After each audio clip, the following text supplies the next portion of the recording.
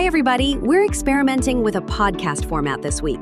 Please sit back, relax, and enjoy listening to the show. Thank you. You know what's fascinating about modern society? While most people are desperately trying to fight against chaos and uncertainty, there's this radical philosopher who suggests we should learn to ride the tiger instead. Let me tell you why this matters more than ever. That's an intriguing metaphor. What exactly do you mean by riding the tiger? Well, it comes from this remarkable book by Julius Evola called Ride the Tiger, written in 1961. The tiger represents the dangerous forces of modernity, and Evola suggests that trying to fight it head-on is futile. You'll just get eaten alive. Instead, he proposes learning to ride it with skill and inner strength. That's quite a powerful image. Though I imagine some might find it a bit intimidating. You know what's really interesting? Evola himself went through this fascinating transformation, from being an avant-garde artist involved in Dadaism and Futurism to becoming this deeply spiritual philosopher. It's like he personally experienced the journey from modern chaos to finding a different kind of meaning. That's quite a dramatic shift. What drove him to make such a radical change in his thinking? Well, he saw something profound happening in modern society. Not just surface-level problems, but what he called a fundamental dissolution of meaning and traditional structures. And when you look at our current situation, the erosion of institutions, the spiritual vacuum filled by consumerism, the endless digital distractions, it's hard not to see some truth in his diagnosis. We should probably discuss the more controversial aspects of his thinking, especially his anti-democratic stance and elitism. That's absolutely crucial to mention. His work comes with some serious caveats. He explicitly rejects democratic values and holds some pretty problematic political views. But here's what's interesting. If we look beyond those aspects, there are some surprisingly relevant insights about maintaining personal integrity in challenging times. So how might someone apply these insights without buying into the more problematic elements of his philosophy? Think of it this way. His core message about developing inner strength and maintaining spiritual authenticity doesn't have to be tied to elitism. It's about cultivating personal resilience and critical thinking in an age of mass opinion and groupthink. And that feels incredibly relevant in our era of social media echo chambers and viral misinformation. That's an interesting way to adapt his ideas for contemporary challenges. What specific practices does he recommend? He emphasizes meditation, reflection, and maintaining a certain inner detachment from the chaos around us.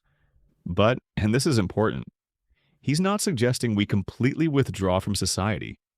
Instead, it's about developing what he calls a differentiated way of engaging with the modern world. Though I wonder how practical these suggestions are for people dealing with everyday pressures and responsibilities. That's exactly where we need to adapt his ideas. Not everyone can focus intensively on spiritual development when they're struggling with basic survival needs. But we might find smaller, more manageable ways to maintain our center, like creating regular moments for reflection amid busy schedules, or being more mindful about our relationship with technology. So it's more about finding a sustainable balance than pursuing some kind of absolute spiritual ideal? Precisely. And this is where I think his work becomes most valuable for us today. Not as a rigid prescription, but as a framework for thinking about how to maintain our integrity in a world that often feels like it's spinning out of control. That makes me think about how his ideas might apply specifically to our relationship with digital technology. Oh, that's fascinating to consider. Instead of either rejecting technology completely or being consumed by it, we might develop what Evola would call a more differentiated approach, using these tools while maintaining our independence from them. It's about being present in the digital age without letting it dominate our consciousness. You know, when you put it that way, his ideas almost seem prophetic about our current challenges with digital overwhelm and social media addiction. Exactly.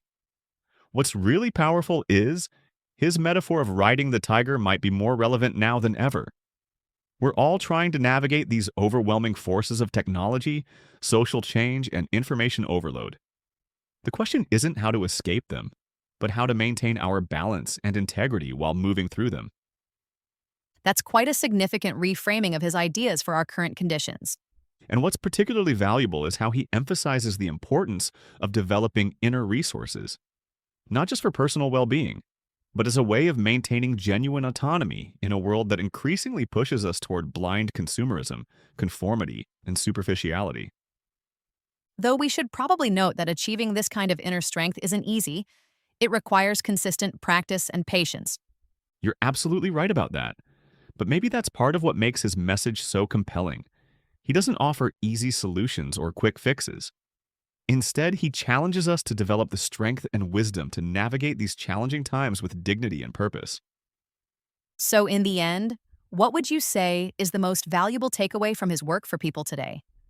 I think it's this fundamental insight that even in times of great upheaval and uncertainty, it's possible to find a way forward that doesn't require either fighting against the current or being swept away by it. It's about developing the skill and wisdom to ride the tiger, to maintain our center even when everything around us seems to be dissolving.